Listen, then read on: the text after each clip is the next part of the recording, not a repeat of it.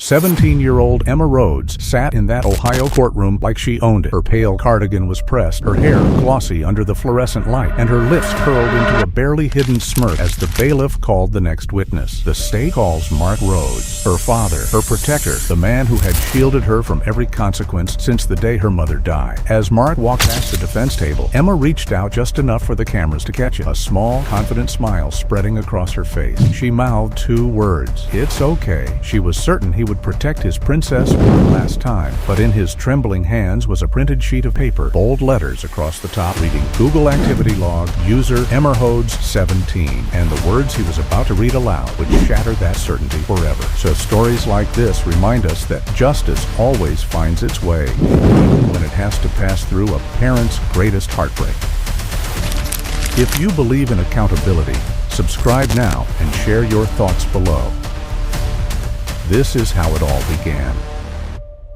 Mark Rhodes stood at that witness stand, his face pale and lined with sleepless nights, staring at the document in his hands like it was a confession he never wanted to hear. The prosecutor's voice was steady, clinical. "Mr. Rhodes, do you recognize these searches?" Mark's throat tightened. His eyes lifted toward his daughter, and for the first time in months, Emma's smirk faltered. Her jaw tightened. She hadn't expected this. The judge leaned forward, her voice low but firm. "Mr. Rhodes, for the record, please read the first search." In that moment, the entire courtroom held its breath. Because a father's next words weren't just testimony, they were the truth that would decide whether love meant protection or whether it meant letting justice speak. Before the gavel would fall, before those words would be read, this family looked perfect. Chapter 1. The Smirk That Broke a Father. The courtroom in Franklin County felt colder than usual that morning, the kind of cold that had nothing to do with temperature and everything to do with tension. Reporters leaned forward in the press benches, their notebooks ready. Jurors sat stiffly in their chairs, aware that something significant was about to unfold. And at the defense table, 17-year-old Emma Rhodes sat perfectly still, her posture relaxed, her eyes flicking occasionally toward the gallery cameras that had been allowed inside for this hearing.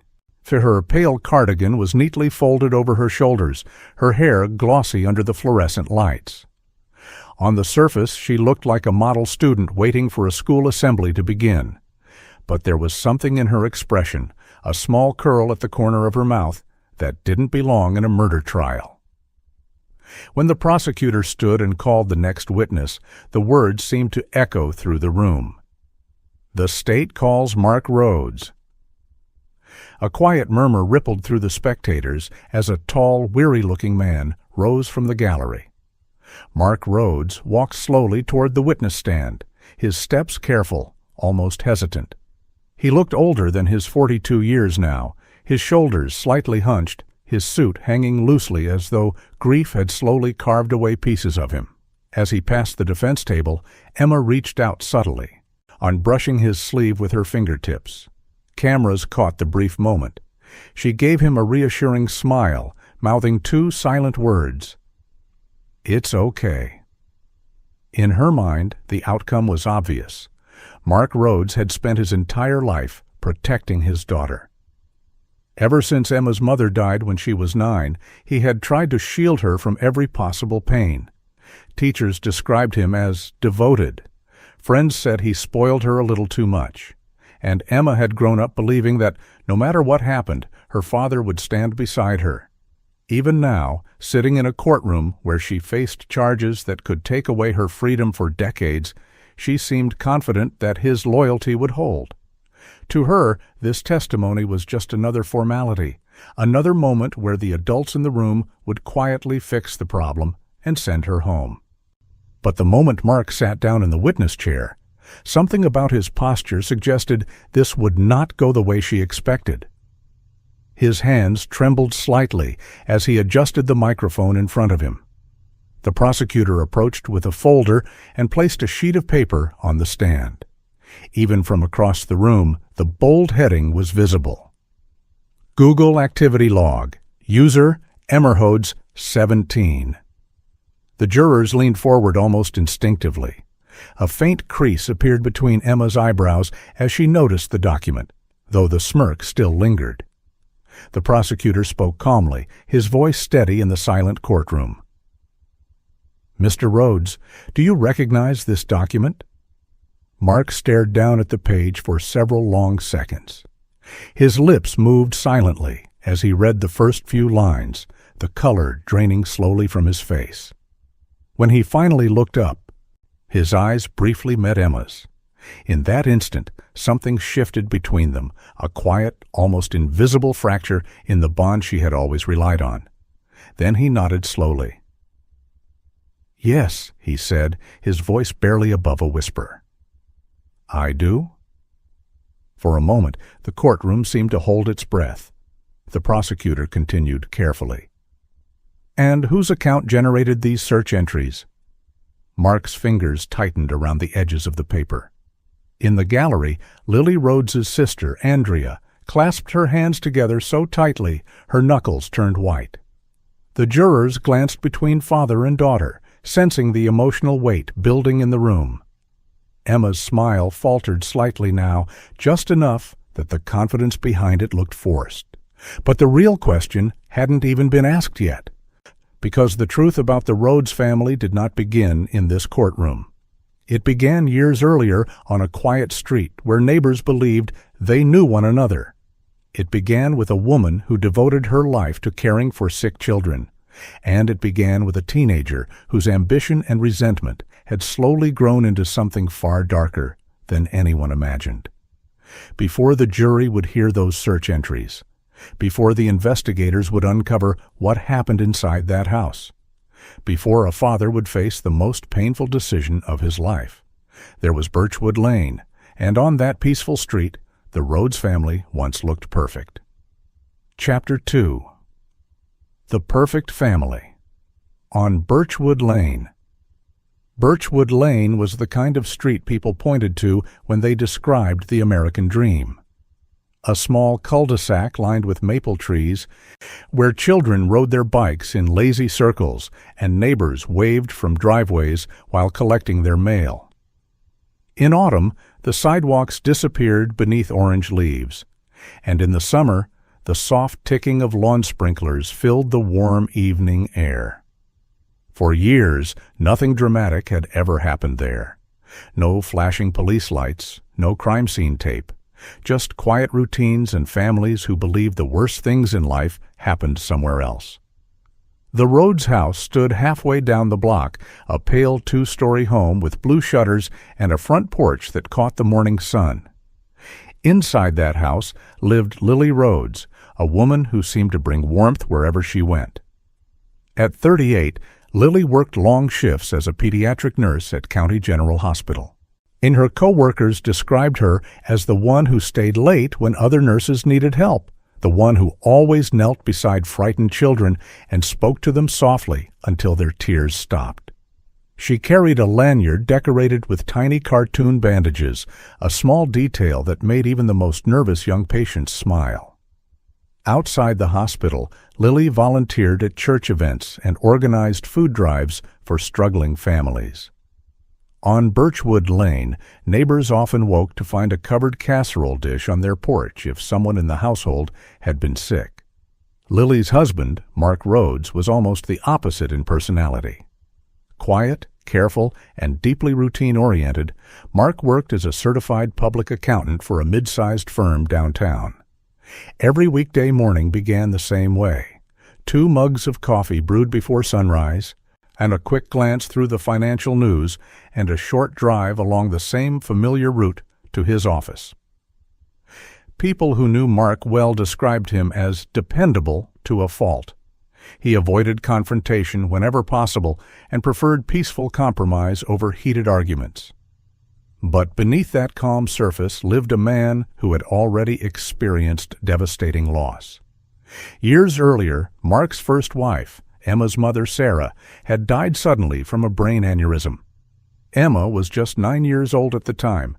Lily entered their lives not long after that tragedy. At first, she was simply someone who helped Emma with schoolwork and offered quiet encouragement when grief made the little girl withdraw into herself. Over time, that kindness grew into something deeper. Mark fell in love with Lily's patience and her ability to bring light back into a house that had once felt unbearably empty. When they married, neighbors on Birchwood Lane described the moment as the Rhodes family finally finding happiness again. Lily embraced the role of stepmother with genuine enthusiasm, attending Emma's soccer games, sitting through violin recitals, and celebrating every academic achievement with proud excitement. At 15, Emma Rhodes appeared to be everything a parent could hope for. She earned straight A's in school, balanced advanced placement classes with varsity soccer, and maintained an Instagram page filled with photos of study sessions, coffee mugs, and motivational quotes about success. Teachers praised her discipline and ambition. Friends described her as focused and driven. In pictures, she often stood beside her father and stepmother with a polite smile, the image of a bright young woman heading toward an impressive future. On the surface, nothing about Emma suggested the kind of darkness that would one day bring detectives to Birchwood Lane. But small details sometimes hinted at tension beneath that polished exterior. In one photograph from a soccer game, Lily stood cheering enthusiastically from the bleachers, holding a homemade sign with Emma's jersey number. When Emma posted the picture online, the caption simply read, "LOL." No heart emojis, no mention of Lily. Friends noticed Emma rarely referred to her stepmother by name on social media. Instead, Lily existed mostly in the background, present in photos but strangely absent from Emma's words. Inside the house, the dynamic was more complicated than it appeared from the outside. Lily tried hard to build trust with Emma, offering gentle guidance about curfews, homework, and phone use. She suggested therapy after noticing Emma struggling with occasional anxiety attacks during exam periods. But Emma sometimes interpreted those gestures as control rather than care. To her, Lily represented a replacement, a woman who had stepped into a role that once belonged to her mother. And even though Emma rarely voiced those feelings openly, they lingered beneath the surface of daily life. Lily, however, believed patience would eventually bridge that distance. She often told friends that teenagers pushed people away because they feared losing them. In quiet phone conversations late at night, she admitted she worried about Emma's emotional walls, but insisted she would never stop trying. "She's just hurting," Lily once told her sister Andrea. "Kids who lose a parent carry that pain longer than anyone realizes. If I keep showing up for her, someday she'll understand." That belief in unconditional love shaped everything Lily did.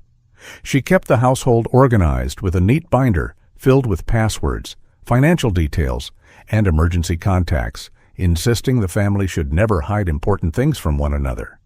It was a symbol of the trust she believed defined their home. On quiet evenings, she and Emma sometimes sat at the kitchen table reviewing chemistry homework, laughing over complicated formulas while Mark finished paperwork nearby. One night during those study sessions, Lily pointed to a section of Emma's textbook discussing toxic compounds and how small chemical differences could make substances harmless or deadly. Emma had rolled her eyes playfully at the complexity of it all, joking that she would never need to remember such strange details outside the classroom. At the time, the moment felt ordinary. Just a teenager complaining about homework and a stepmother patiently explaining a difficult concept. No one sitting at that kitchen table could have imagined that one day the word toxicity would appear again, this time in a medical report attached to Lily Rhodes's name. Chapter 3. The night the house went quiet. The last truly ordinary day in the Rhodes household began the same way most of them did, quietly and without any sense that something irreversible was approaching. Lily Rhodes finished a long shift at County General Hospital just after 6 in the evening. 12 hours of tending to sick children had left her exhausted, but that kind of tiredness was familiar to her. Before heading home, she stopped by a small grocery store near the hospital, walking slowly through the aisles with a shopping basket on her arm. She sent Mark a quick message while standing beside the pasta shelf. "Lasagna or tacos tonight?" A minute later, Mark replied with the easy affection that had always defined their marriage. "You pick, love." Back at the Rhodes house on Birchwood Lane, Emma was upstairs in her bedroom, surrounded by textbooks and loose sheets of paper. Finals week at school had pushed everyone into late-night study routines. And Emma had spent most of the afternoon reviewing notes for her advanced placement chemistry exam. Around 8 that evening, she posted a photo to her Snapchat story showing the messy stack of books on her desk. The caption read simply, "Kill me." It was the kind of exaggerated phrase students used all the time when they were overwhelmed. Friends replied with laughing emojis and complaints about their own exams. Nothing about the message seemed unusual at the time. By the time Lily arrived home with grocery bags in her hands, the house was quiet except for the soft clicking of Mark's laptop keyboard at the dining table. He greeted her with a tired smile while continuing to work through a spreadsheet. Lily leaned over his shoulder to kiss his cheek before heading into the kitchen to start dinner. Within an hour, the warm smell of baked lasagna filled the house. Emma eventually came downstairs, still holding her phone, complaining about reaction equations she couldn't memorize. Dinner passed peacefully. Mark talked about a difficult client at work. Lily described a young patient who had finally been discharged from the hospital after weeks of treatment. Emma listened with half-interest while scrolling through messages on her phone. At one point, she stood and wandered into the kitchen to refill her glass of water. Lily was washing dishes near the sink, humming quietly to herself. For a few seconds, Emma stood in the doorway watching her. Later, investigators would replay that moment many times in their minds, trying to determine whether anything unusual happened in that quiet stretch of time. But to anyone inside the house, it felt like another routine evening. After dinner, Lily placed a reusable water bottle in the refrigerator. She had recently developed a habit of drinking flavored water mixed with lemon and berries, something she claimed helped her stay energized during long hospital shifts. Emma had teased her about it earlier in the week, joking that it looked like something from a health commercial. Around 10 that night, the family drifted toward their usual bedtime routines. Emma returned to her room to finish studying.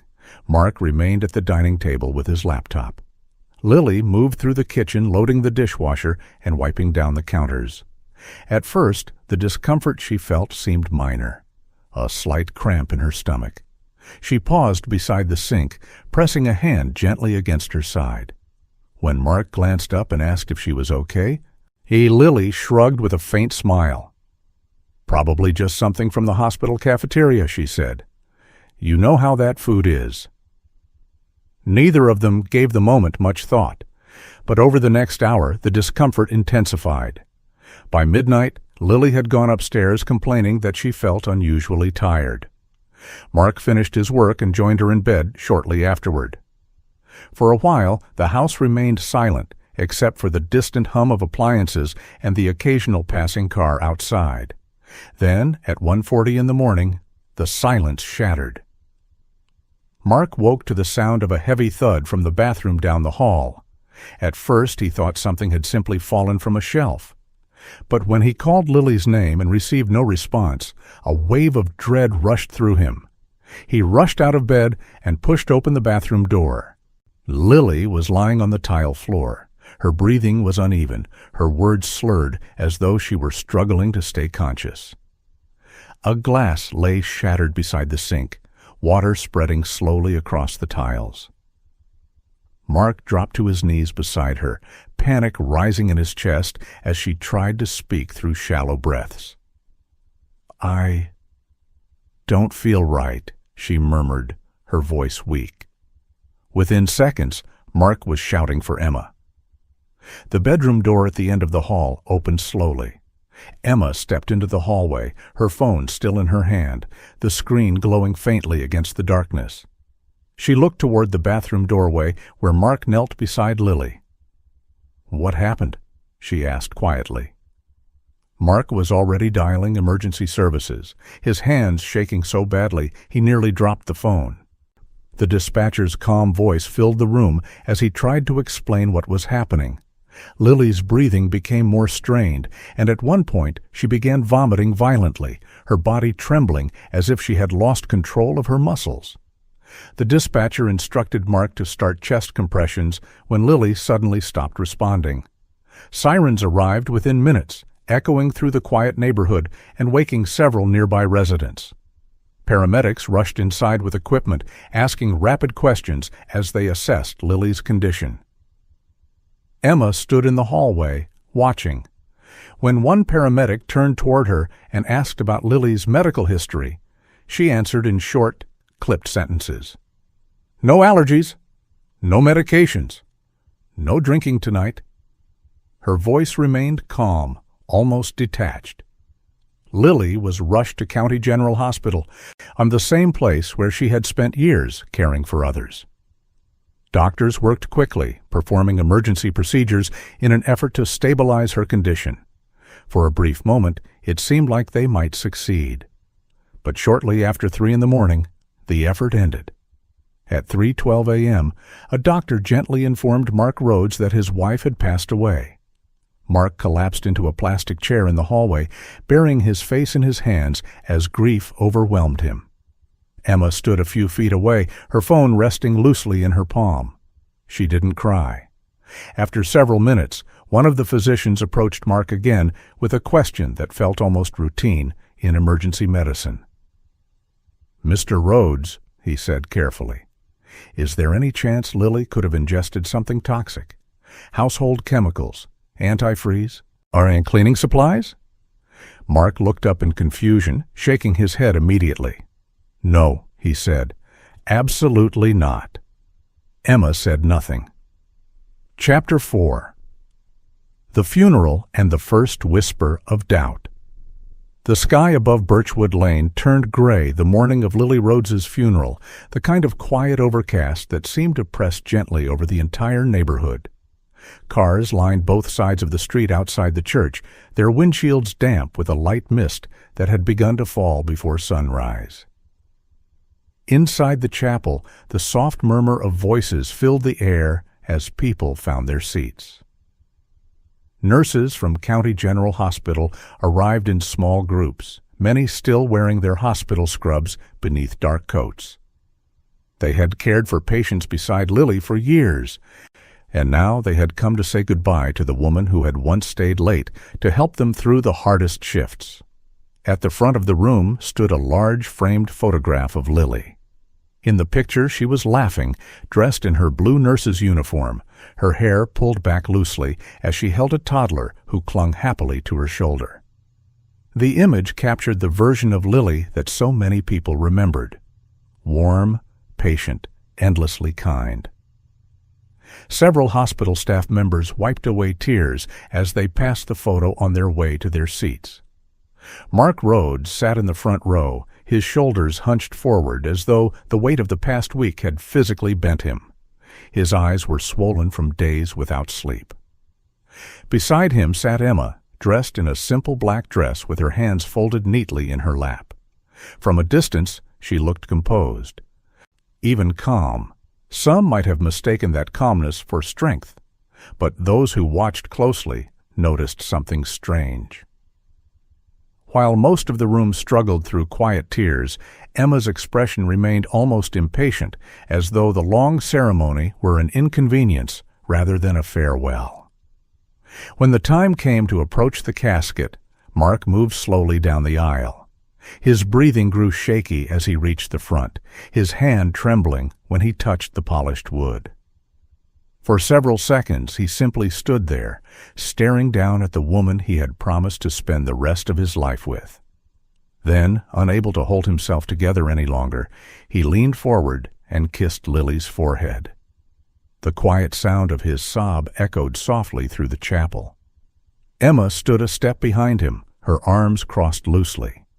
She shifted her weight from one foot to the other as if waiting for the moment to end. Among those standing nearby was Lily's older sister, Andrea. She had traveled from 2 states away as soon as she heard the news, and the shock of losing her sister so suddenly still showed in her red, sleepless eyes. When Emma stepped forward, Andrea instinctively wrapped her in a gentle embrace. "She loved you like you were her own," Andrea whispered softly. Emma pulled back after only a second. "Yeah," she muttered quietly. "Well, she wasn't." The words were so soft that most people in the room never heard them, but Andrea did.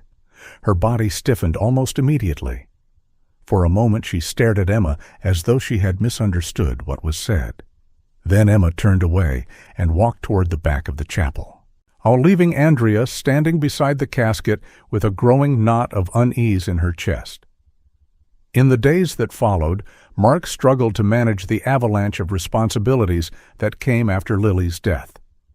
Paperwork arrived constantly, hospital forms, insurance documents, bank records that suddenly required attention. Grief made even simple tasks feel overwhelming. Many nights he sat at the kitchen table long after midnight, trying to sort through stacks of envelopes. One afternoon, while speaking with an insurance representative on the phone, Mark learned something Lily had quietly arranged years earlier: a life insurance policy worth $500,000. Mark stared blankly at the document while the agent explained the details. Lily had insisted on the policy after hearing about another nurse whose family struggled financially after a sudden death. At the time, Mark had considered it unnecessary. "I wish we never needed this," he murmured during the call. Standing halfway down the hallway, Emma paused when she heard the number mentioned. She said nothing, but she listened carefully. Meanwhile, at County General Hospital, one physician couldn't shake the strange details surrounding Lily's final hours. The symptoms Mark had described, severe stomach pain, confusion, rapid deterioration, didn't fully match a typical medical emergency. The doctor had seen similar patterns before in rare poisoning cases. It was enough to raise a quiet concern. Within 2 days of Lily's death, the physician filed a recommendation for a full autopsy, listing possible toxin exposure as one of the reasons. The request moved through official channels and eventually landed on the desk of Detective Carla Ruiz at the county sheriff's office. Ruiz was a methodical investigator who had spent years reviewing cases that began with only faint traces of suspicion. When she opened the report labeled Lily Rhodes, Undetermined Cause, she noticed several details immediately. No history of heart disease, no evidence of drug overdose, and a set of symptoms that hinted at something unnatural.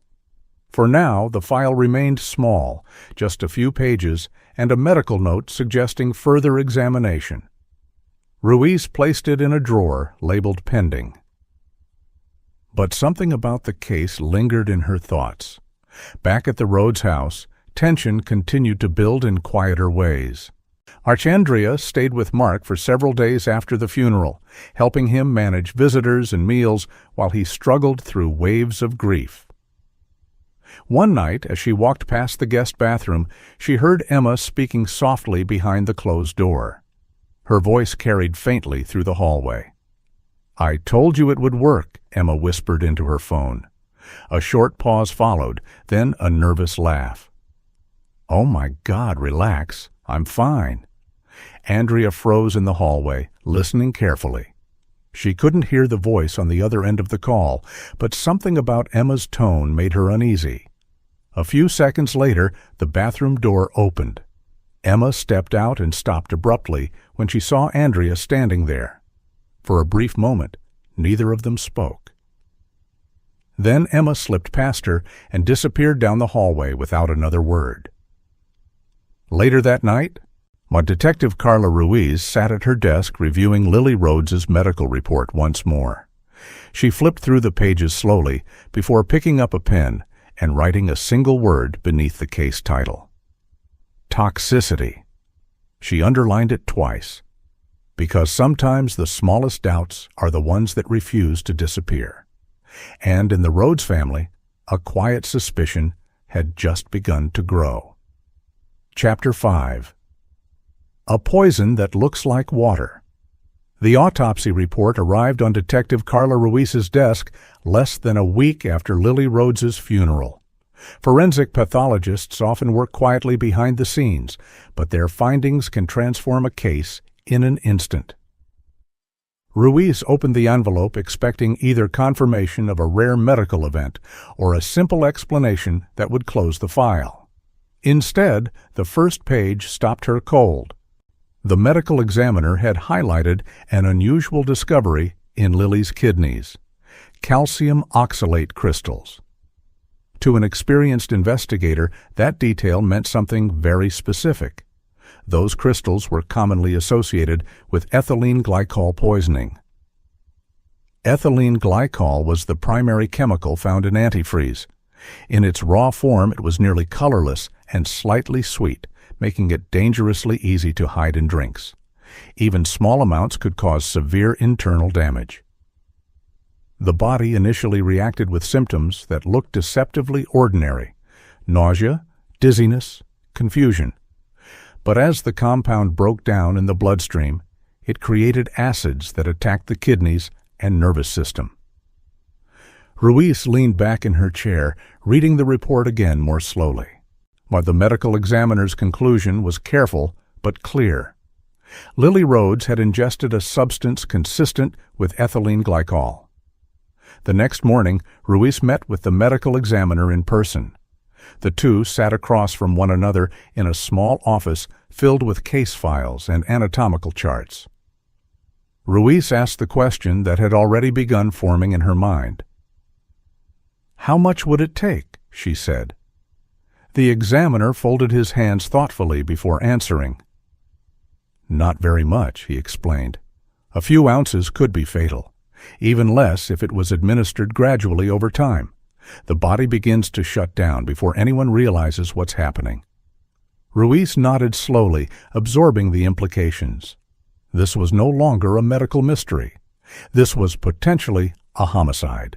Within hours, she arranged for a small forensic team to visit the Rhodes home. Officially, the visit was described as a routine follow-up to gather environmental samples. But Ruiz already suspected they were looking for something more specific. The Rhodes house still looked much the same as it had the night Lily died. The living room remained tidy, the kitchen counters clean. Mark Rhodes greeted the investigators politely, though exhaustion still clung to his face. He answered their questions patiently while they examined various parts of the property. The garage was the first place they focused on. Inside, tools hung neatly along the wall beside a workbench. A shelf in the corner held several bottles of automotive fluids. 2 containers of antifreeze stood side by side near the back of the shelf. One of them appeared nearly full. The other was only half filled. A technician carefully removed the cap from the half-empty container. The faint smell of sweetness drifted upward. Nearby, investigators discovered a small plastic measuring cup resting in the sink basin of a utility faucet. It had been rinsed clean, but traces of a sticky residue clung to its sides. Another technician unscrewed the pipe beneath the sink to check the trap, where liquids sometimes linger after being poured down the drain. Inside, they detected a faint chemical odor. Ruiz said nothing as the team documented each detail with photographs. Back inside the house, investigators moved into the kitchen. Mark watched quietly while they examined Lily's favorite water bottle and the large glass pitcher she used to mix flavored drinks. But he explained that Lily had recently become obsessed with adding lemon slices and berries to her water, claiming it helped her stay hydrated during long hospital shifts. "She drank that stuff constantly," Mark said with a tired smile. "Said it was healthier than soda." Ruiz carefully inspected the bottle before placing it into an evidence bag. Something about the habit caught her attention. Flavored water could easily disguise subtle changes in taste. If someone wanted to mix a sweet chemical into a drink, this would have been an ideal way to hide it. While the technicians continued collecting samples, Ruiz asked Mark a few gentle questions about daily routines in the house. Who usually cooked dinner? Who cleaned the kitchen? Who handled grocery shopping? Mark answered honestly, I'm unaware that some of his comments were quietly strengthening a possible timeline. Emma helps out sometimes, he mentioned casually. She'll refill Lily's water bottle if it's empty. She's a good kid like that. Ruiz made a small note in her notebook.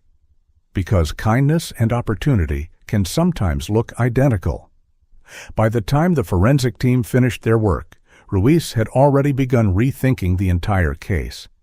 The autopsy suggested poisoning. The garage contained antifreeze, and the victim's drinking habits created a clear pathway for someone to introduce a substance without immediate detection. The remaining question was simple. Who inside that house had both access and motive? Later that evening, Ruiz returned to the sheriff's office and updated the case status in the department database.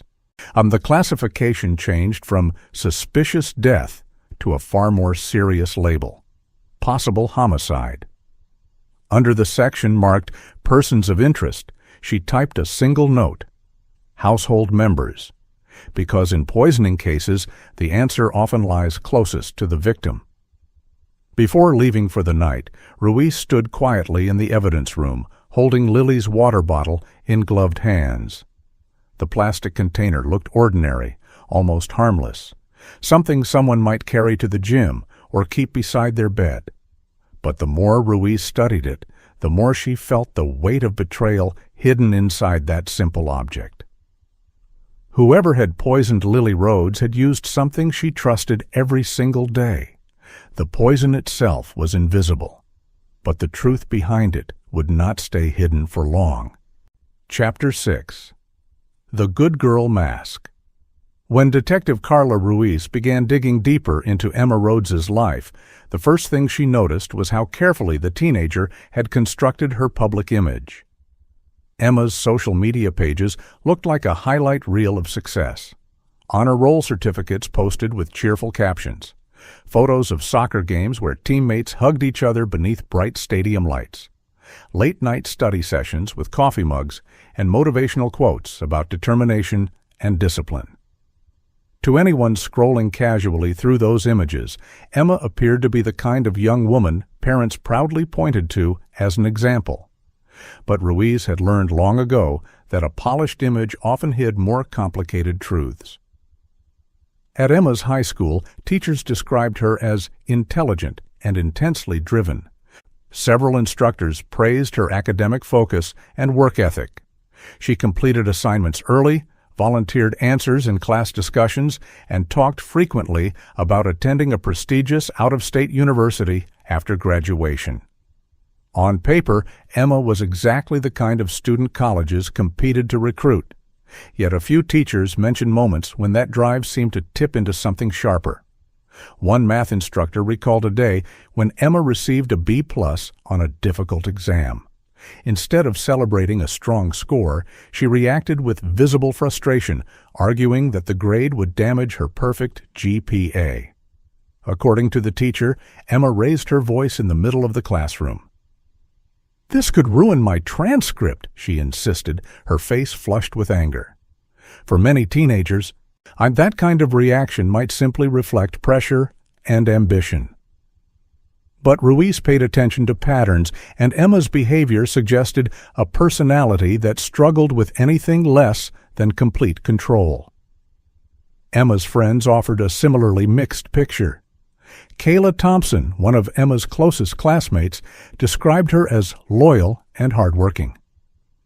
"She's always been stressed about school," Kayla explained during an interview, "but she's not a bad person. She just wants everything to go perfectly." Another friend, Jenna Morales, hesitated longer before answering Ruiz's questions. "Emma can be intense," Jenna admitted carefully. "If things don't go her way, she gets really cold about it." Jenna then recalled an incident during their sophomore year when another girl scored higher than Emma on a chemistry project. Instead of congratulating her, Emma reportedly joked that the girl was dead to me now.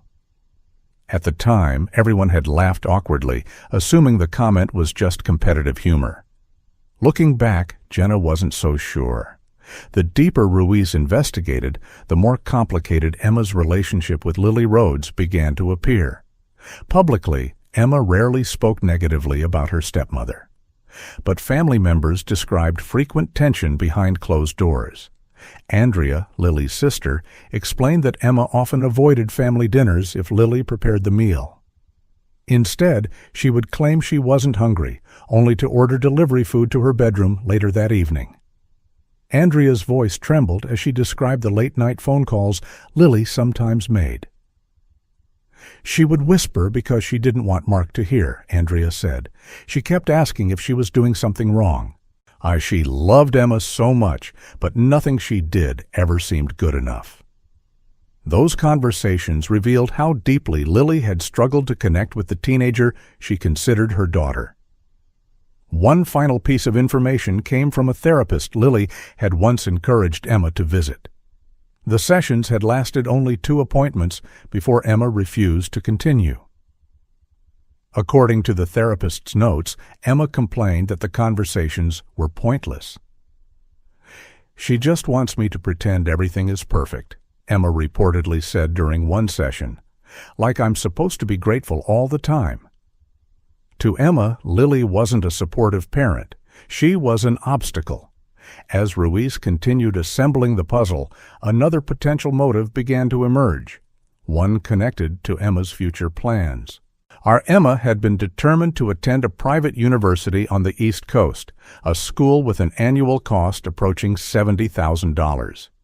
Mark and Lily had explained repeatedly that such an expense would require major loans and years of financial strain.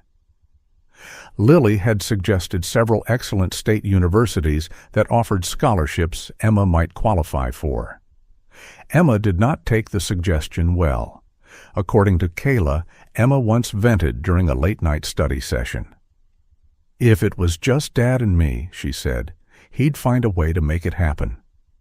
At the time, Kayla had assumed Emma was simply frustrated about money, but investigators began to see those words differently. Detective Ruiz eventually arranged a brief conversation with Emma herself at school. It wasn't a formal interrogation, just a casual discussion meant to gather basic information about Lily's final days. Emma sat across from Ruiz in the counselor's office, arms folded loosely while answering questions. When asked about Lily, she shrugged slightly. "She was nice, I guess," Emma said. "We just weren't super close." Ruiz nodded thoughtfully and asked if Lily had seemed sick recently. Emma tilted her head as if considering the question. "I mean, she was always tired," she replied. "Maybe she should have taken better care of herself." The casual tone of that comment lingered in Ruiz's mind long after the conversation ended. Because most teenagers who had just lost a parent figure didn't speak with that kind of detachment. Later that afternoon, Ruiz stood outside the school watching students leave for the day. Big groups of teenagers laughed and talked as they walked toward the parking lot. Among them was Emma Rhodes. Her backpack swung casually over one shoulder while she joked with 2 friends, her laughter bright and carefree in the warm afternoon air. To anyone passing by, she looked like exactly what everyone believed she was, a bright student with a promising future.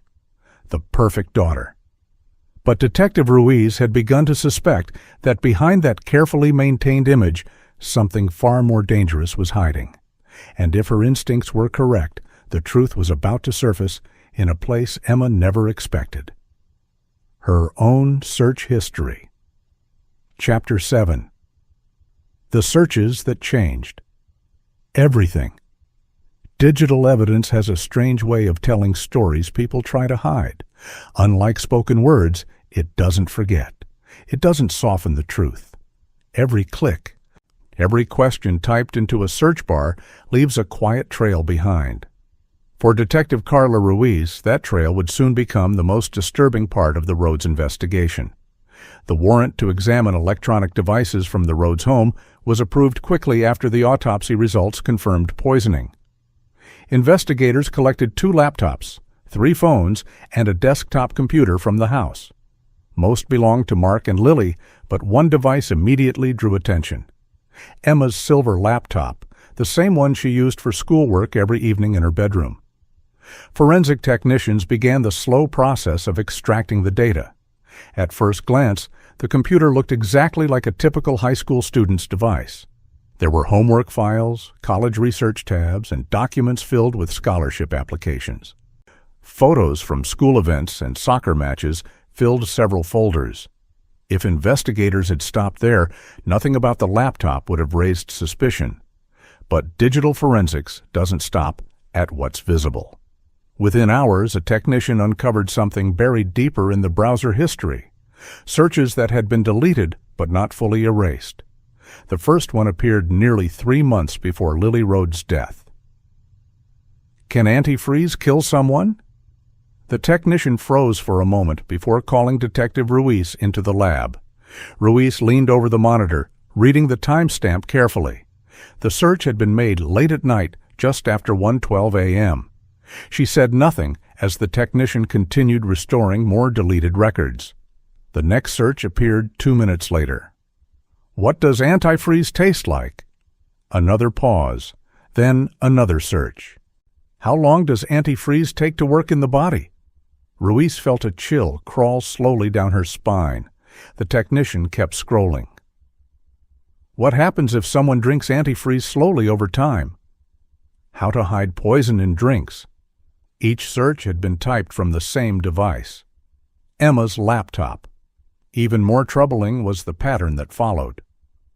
Over the next several weeks, similar searches appeared again and again, almost always late at night when the rest of the house would likely have been asleep. Symptoms of antifreeze poisoning. Can antifreeze look like water? Will doctors detect antifreeze in blood tests? Ruiz stared at the screen silently while the technician opened the next recovered file. This one wasn't a search. It was a document Emma had created herself. And the file name was simply labeled Notes. Inside were a few short sentences typed in plain text. Small amounts equals looks like illness. Sweet taste, so mix with flavored drink. Kidney failure after delay. The room fell completely silent. For investigators, this wasn't speculation anymore. It was planning. Later that afternoon, Ruiz sat across from the county prosecutor reviewing the evidence. The prosecutor read each line carefully before closing the file and exhaling slowly. "This is premeditation," he said quietly. Ruiz nodded, because the digital timeline revealed something chilling. Emma hadn't made those searches in panic or curiosity after Lily became sick. She had made them weeks before, which meant the poisoning wasn't an accident. It had been a plan. The next discovery only deepened the horror. Among Emma's messages, investigators found conversations with a friend discussing Lily's life insurance policy. The exchange had taken place only days after Emma overheard Mark speaking to the insurance agent. One message stood out immediately. "$500,000, Emma had written. Her friend replied with a shocked emoji. Emma's response followed seconds later. Life-changing. The prosecutor leaned back in his chair, rubbing his forehead slowly. 17 years old, he murmured. Detective Ruiz closed the laptop gently. Because now the case had crossed a line investigators rarely encounter. A teenager who had not only researched how to poison someone, but documented the process step by step. By evening, an arrest warrant was already being prepared. Emma Rhodes still had no idea what investigators had found. That would change the following morning. At 7:42 a.m., just as Emma finished brushing her teeth and walked toward the kitchen for breakfast, 2 sheriff's deputies stepped onto the front porch of the Rhodes home. Mark opened the door first.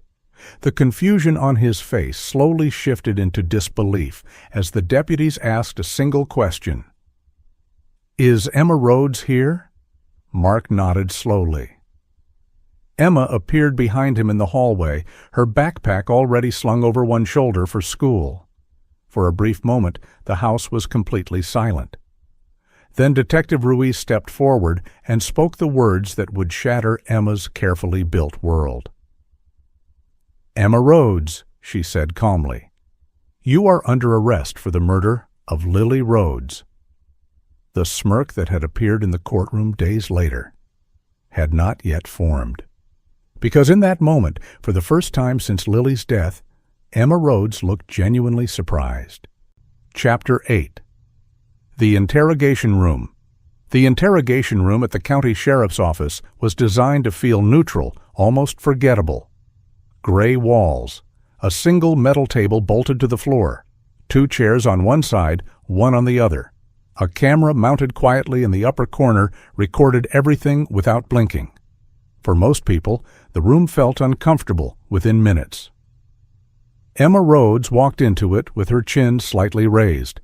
She sat down slowly, crossing her arms as if this were nothing more than an inconvenience interrupting her day. The backpack she had carried to school that morning was now gone, replaced by the stiff silence of a police station hallway outside the door. Detective Carla Ruiz entered a moment later, carrying a thin folder. She sat across from Emma, without speaking at first. "I'm simply placing the folder on the table and observing the teenager carefully." Emma broke the silence first. "This is ridiculous," she said flatly. "You can't just arrest someone because they don't like their stepmom." Ruiz didn't react. Instead, she slid a printed document across the table. "Do you recognize this?" she asked. Emma glanced down briefly. It was a page from her laptop's recovered browser history. Her eyes moved across the words. "Can antifreeze kill someone? How long does antifreeze take to work? Can antifreeze be detected in an autopsy?" For a split second, something flickered across Emma's face. Then it disappeared. "That doesn't prove anything," she said quickly. "People Google weird stuff all the time." Ruiz nodded calmly. "You're right," she replied. "Sometimes they do." She opened the folder again and removed another sheet. This time it was the document Emma had created, the one labeled Notes. Ruiz placed it gently beside the search history. Emma's gaze dropped again. This time she didn't speak immediately. The typed sentences stared back at her. Small amounts equals looks like illness. Sweet taste so mixed with flavored drink. The silence stretched longer. Finally, Emma leaned back in her chair and exhaled slowly. "You're twisting things," she said. "That could be for a school project or something." Ruiz didn't respond. Instead, she reached into the folder one last time and placed a photograph on the table. It showed the half-empty antifreeze container from the Rhodes garage. Emma looked at it without expression. Then Ruiz spoke quietly. "Your stepmother died from ethylene glycol poisoning," she said.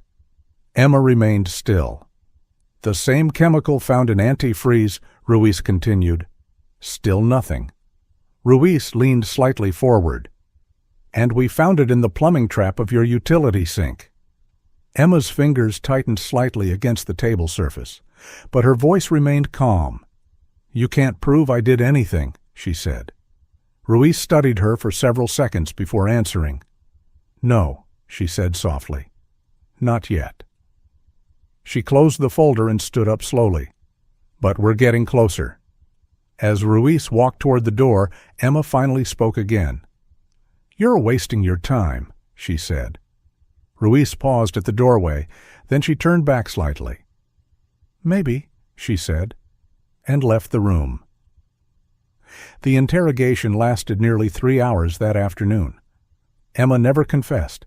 She denied every accusation, challenged every piece of evidence, and insisted investigators were misinterpreting normal teenage curiosity. But outside the interrogation room, prosecutors were already building something far stronger than a confession.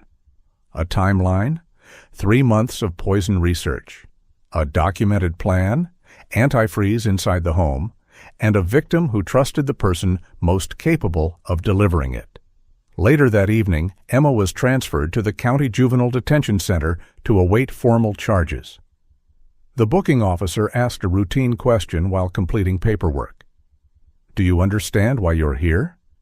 Emma looked up from the desk. Her voice was quiet. "Yes." The officer waited. Emma's lips curled slightly. "For something I didn't do?" But across town, in a quiet office filled with evidence files, Detective Ruiz was already preparing the case that would soon bring Emma Rhodes face to face with 12 jurors. And the secret searches that had started it all.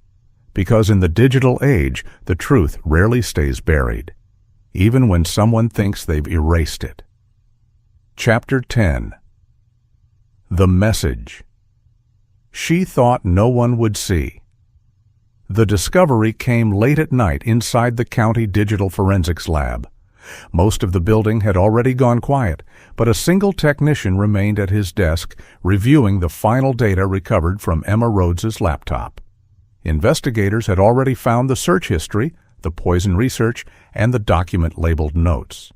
For many cases, that would have been enough. But digital evidence rarely reveals everything at once. Hidden deep within a folder of temporary files, the technician located fragments of a deleted messaging conversation. The system had partially overwritten the data, but enough remained to reconstruct several lines of text. At first, the conversation seemed ordinary, messages exchanged between Emma and one of her classmates late at night. They joked about homework, complained about teachers, and shared sarcastic comments about school life. Then the tone changed. One message stood out immediately.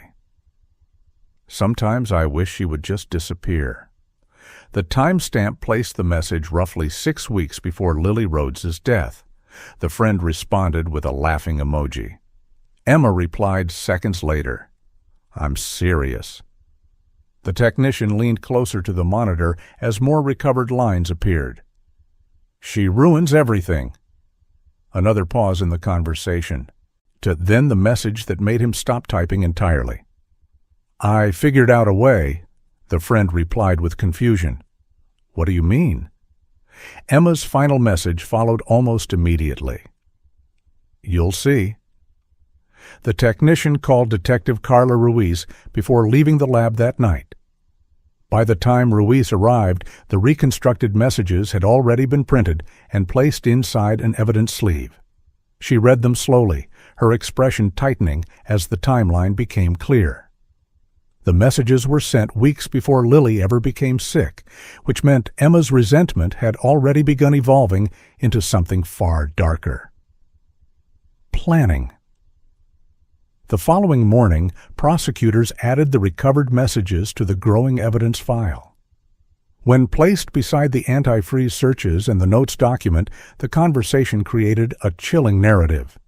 Anger, research, or preparation. For jurors, it would be difficult to ignore. Meanwhile, Emma remained inside the juvenile detention facility, awaiting the next hearing. The days there followed a strict routine: early wake-up calls, supervised meals, limited recreation time. For someone who once controlled every detail of her daily life, the rigid schedule was a sudden loss of power. Yet staff members noticed something unusual about her behavior. Emma rarely appeared nervous. She spent most of her time reading quietly or staring through the narrow window of her room. When other girls in the unit whispered about the murder charges, Emma ignored them completely. One guard later described her attitude in a short report. Subject appears emotionally detached from situation. Across town, Mark Rhodes had finally agreed to meet with Detective Ruiz again. But the meeting took place inside a small interview room at the sheriff's office. Mark looked exhausted. Dark circles had formed beneath his eyes, and his voice carried the weight of someone who had barely slept in weeks. Ruiz didn't speak immediately. Instead, she slid the printed messages across the table. Mark read them slowly. The room became completely silent. When he reached the final line, You'll see." His hand began to tremble. "She was just angry," he whispered weakly. Ruiz didn't interrupt. Mark stared down at the page for several seconds before speaking again. "I thought she'd grow out of it," he said quietly. "Teenagers say things they don't mean." Ruiz understood the instinct behind his words. Parents often struggle to believe the worst about their own children, but the evidence was no longer pointing toward anger alone. It pointed toward action. Later that evening, the prosecution team finalized their strategy for the upcoming trial.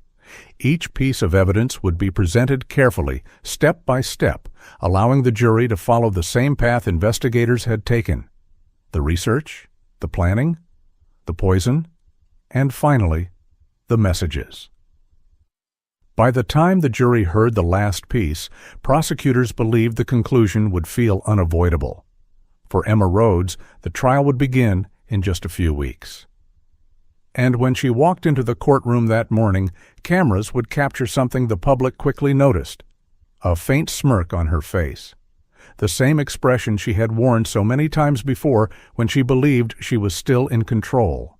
What Emma didn't realize yet was that the final piece of evidence waiting inside the prosecutor's folder would erase that smile completely. Chapter 11. The Evidence. No one expected. The Rhodes trial began on a cold Monday morning, and by the time court opened, the hallway outside the courtroom was already crowded. Reporters stood shoulder to shoulder beside curious residents from Birchwood Lane, whispering quietly while waiting for the doors to open. Cases involving teenagers were rare enough to draw attention. But a 17-year-old accused of carefully poisoning her stepmother had turned the trial into the most talked-about story in the county. When Emma Rhodes entered the courtroom, cameras immediately shifted toward her. She walked beside two deputies, her wrists uncuffed now, but her posture stiff and controlled. Her hair was neatly brushed, and she wore a simple navy sweater chosen by her attorney to make her appear younger and more approachable. But as she sat down at the defense table, something about her expression caught the attention of several people in the room. Her lips curled slightly, not a wide grin, just a faint smirk. It was the same expression that had appeared on her face during earlier hearings, the look of someone who still believed the situation might somehow turn in her favor. Across the room, Mark Rhodes sat beside Andrea in the gallery. He avoided looking at Emma entirely. The trial began with opening statements. The prosecutor stood slowly and walked toward the jury box, speaking with careful clarity. "This case," he began, "is about planning. It is about preparation. And it is about a young woman who decided that the easiest way to remove an obstacle from her life was to poison the person who trusted her most." He then outlined the timeline investigators had spent months constructing. First, the late-night internet searches, then the written notes about poisoning methods, then the antifreeze discovered inside the Rhodes garage. Finally, the medical evidence showing that Lily Rhodes had died from ethylene glycol poisoning. As the prosecutor spoke, jurors watched Emma closely. She remained calm, occasionally whispering to her attorney. When the defense attorney stood for his opening statement, his strategy became clear immediately. "Emma Rhodes is a teenager," he said firmly. "Teenagers say dramatic things. They search strange topics online. Now, curiosity and immaturity are not murder." He suggested that Lily's poisoning might have occurred accidentally, perhaps through contaminated automotive containers or improper storage in the garage. The defense hoped to create doubt, because in criminal trials, doubt can be powerful. But Detective Carla Ruiz knew the trial would not be decided by opening statements. It would be decided by evidence. Over the next several days, prosecutors presented each piece of the investigation carefully. The medical examiner explained how ethylene glycol destroys the body from the inside, forming sharp crystals that damage the kidneys and brain. Forensic technicians described the antifreeze container discovered in the garage and the residue found inside the utility sink pipe. Digital analysts then walked the jury through Emma's laptop history. Each search appeared on a large screen in the courtroom. Can antifreeze kill someone? How long does antifreeze take to work? Will doctors detect antifreeze poisoning? Several jurors shifted uncomfortably in their seats. Emma's smirk faded slightly. But the moment that truly changed the atmosphere of the courtroom came during Detective Ruiz's testimony. The prosecutor approached the evidence table and picked up a small, clear container. Inside it sat Lily Rhodes's plastic water bottle. This bottle, the prosecutor explained, was recovered from the Rhodes kitchen. Ruiz then described how laboratory testing had detected trace amounts of ethylene glycol inside the bottle. The poison had been placed directly into the drink Lily used every day. The courtroom fell completely silent. Mark Rhodes closed his eyes as the evidence was displayed. Because the bottle had been sitting on the kitchen counter in full view of the entire family. Anyone could have touched it, but only one person had been researching antifreeze poisoning for weeks beforehand. Emma Rhodes. As the prosecution continued presenting evidence, the smirk that once rested on Emma's face slowly disappeared. For the first time since her arrest, she looked unsettled. But the trial was not finished yet. Because the prosecution still had one final piece of evidence they had saved for the end of their case, a piece of evidence that would arrive through the most unexpected witness of all, Emma's own father. And when Mark Rhodes finally walked toward the witness stand, the entire courtroom leaned forward, because no one knew what he was about to say. Chapter 12. The Father's Words. When the bailiff called Mark Rhodes to the witness stand, the courtroom seemed to tighten around the moment. Mark stood slowly from the gallery, his shoulders slumped as though the past months had drained every ounce of strength from him. For a second he hesitated, glancing toward the defense table where Emma sat. She looked back at him with the same calm expression she had worn for most of the trial. But there was no smile now. Mark walked to the stand and took the oath, his voice barely above a whisper as he promised to tell the truth. Once seated, he kept his eyes fixed on the wooden railing in front of him, rather than looking at the jury. The prosecutor approached carefully. "Mr. Rhodes," he began gently, "can you tell the jury about your family?" Mark swallowed before answering. "It was just the three of us," he said quietly. "Me, Emma, and Lily." He described meeting Lily years earlier at a hospital charity event. She had been warm, patient, and endlessly optimistic. Even when Emma struggled to accept her, Lily continued trying to build a relationship. "She never gave up," Mark said. "Not once." The prosecutor then guided him through the weeks leading up to Lily's death, her sudden illness, the hospital visit, the confusion doctors had felt while trying to understand what was happening inside her body. Mark's voice cracked when he described the final night. "She was in so much pain," he said, staring down at his hands. Several jurors lowered their eyes. Then the prosecutor moved toward the final piece of evidence. "Mr. Rhodes," he said softly, "after investigators searched your home, did you find something in Emma's room?" Mark nodded slowly. "Yes." The prosecutor walked to the evidence table and picked up a sheet of paper sealed in a clear protective sleeve. "This document," he explained to the jury, "was discovered by Mr. Rhodes inside a notebook in Emma's bedroom." Mark watched silently as the paper was placed on the stand in front of him. "Mr. Rhodes," the prosecutor continued, "would you please read the line highlighted in yellow?" Mark's hands trembled as he lifted the page. For several seconds he said nothing. The courtroom remained completely still. Finally he spoke. "I wrote down the amounts," he read quietly. He paused, his voice beginning to break. "So it wouldn't happen too fast." A faint murmur spread through the room. Emma's head lifted sharply toward the witness stand. Mark struggled to finish the final sentence. "People think illness is natural," he read. "They don't question it."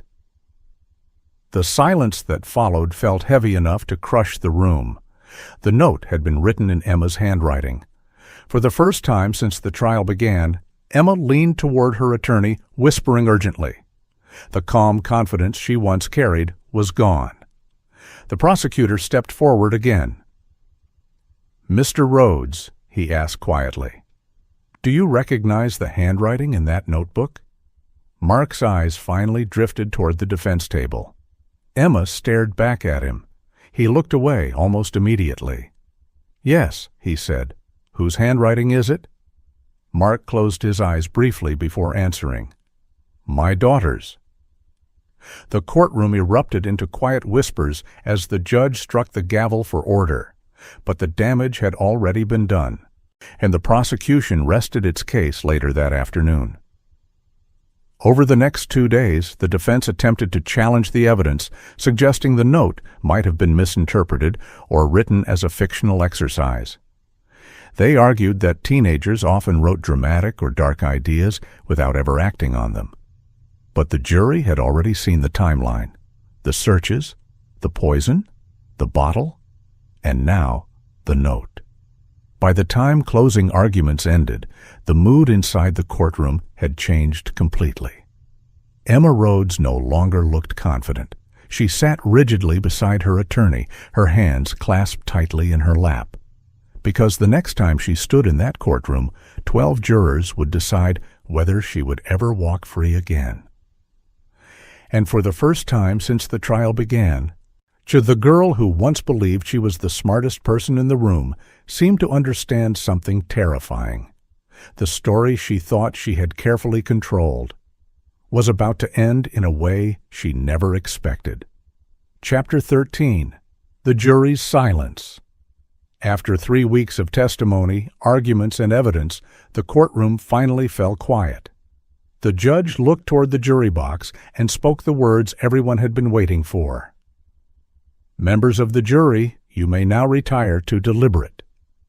12 strangers stood slowly and walked through the side door into the deliberation room. The heavy wooden door closed behind them with a dull thud, leaving the courtroom suspended in uneasy silence. For the first time during the entire trial, nothing was happening. Emma Rhodes sat motionless at the defense table, her fingers intertwined tightly in her lap. The confidence she once carried had slowly dissolved over the previous days, replaced by a rigid stillness that looked almost unnatural. Across the room, Mark Rhodes remained seated in the gallery beside Andrea. He hadn't spoken much since his testimony. His eyes stayed fixed on the empty jury box, as though trying to predict what 12 strangers might be thinking behind that closed door. The wait began. Inside the jury room, the evidence was laid out across a long rectangular table. Photographs, laboratory reports, printed pages from Emma's laptop history, the note recovered from her bedroom notebook. One juror spoke first. "The searches bother me," a middle-aged woman said quietly, pointing to the printed browser history. "Those aren't random questions." Another juror nodded. "And they started weeks before the death." A third juror leaned forward and tapped the photo of the antifreeze bottle. "And then there's this." They spent hours reviewing each detail again. In criminal trials, jurors are instructed to reach a unanimous decision. Every person in that room had to agree before a verdict could be announced. The conversation slowly returned to the same central question. Was this planned? One juror flipped to the printed copy of Emma's messages. "She said she figured out a way," he said. Another juror responded quietly. "And then Lily dies from poison." No one argued with that logic. By late afternoon, the foreperson finally looked around the table. "Are we ready to vote?" One by one, the jurors nodded. Back in the courtroom, the tension had grown almost unbearable. Emma's attorney whispered quietly to her while they waited, explaining that deliberations could take hours or even days. Emma didn't respond. She simply stared forward. Finally, the courtroom doors opened. The bailiff stepped inside. "All rise," he announced. The jury filed back into their seats. A thick silence filled the room as the judge turned toward the foreperson. "Has the jury reached a verdict?" The foreperson stood. "We have, Your Honor."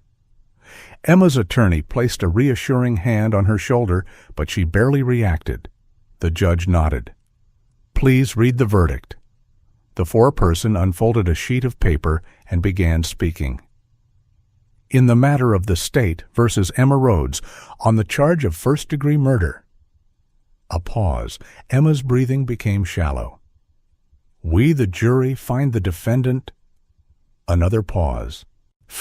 Guilty."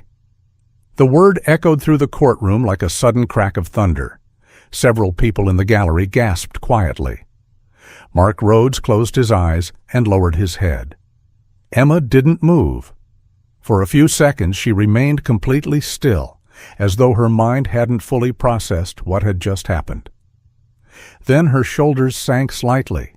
The smirk that once appeared on her face was gone completely now. The judge thanked the jurors and scheduled the sentencing hearing for the following week. Deputies stepped forward to escort Emma out of the courtroom, but before she reached the door, she turned once more toward the gallery. Her eyes met her father's. Mark didn't look back. He kept staring at the floor. For Emma Rhodes, the next hearing would determine the rest of her life. And the punishment waiting in that courtroom would prove that even the most carefully planned crimes can end in consequences no one escapes. Not even the person who believed she had thought of everything. Chapter 14. The Sentence. 1 week later, the courtroom filled again for the final chapter of the Rhodes case.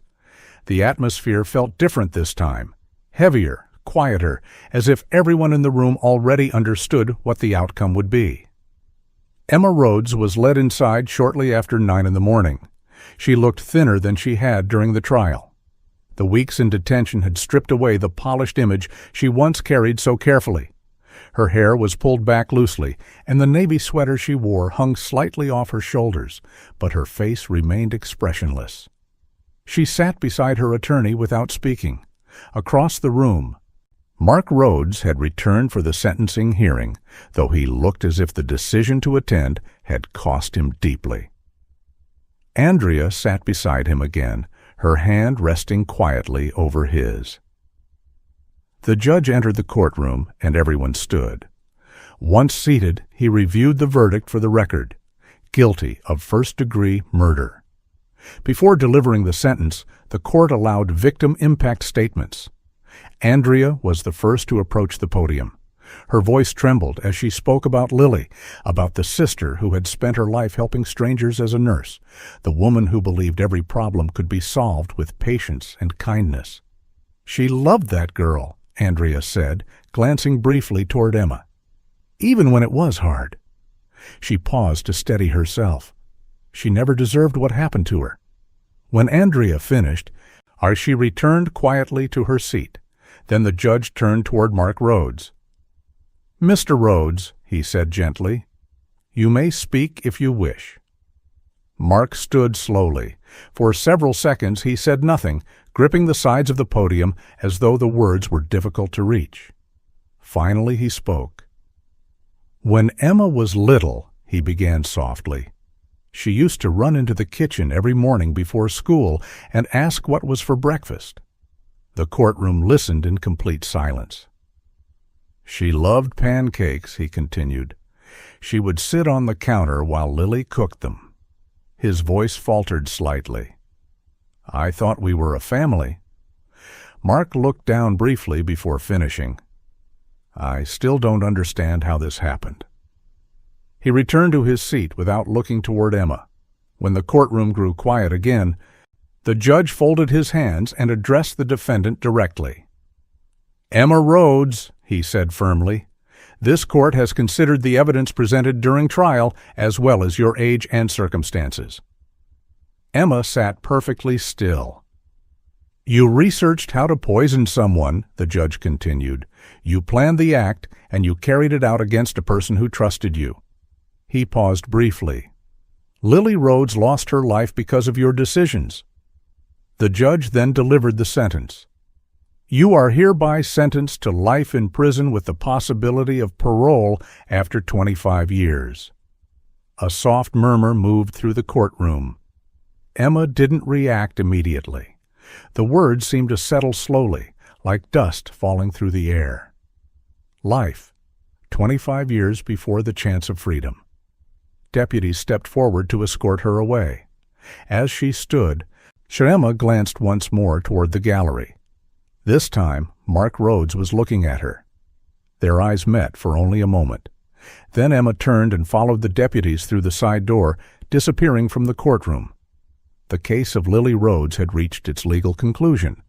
But for many people in that small Ohio community, the questions would never fully disappear. How could a teenager plan something so calculated?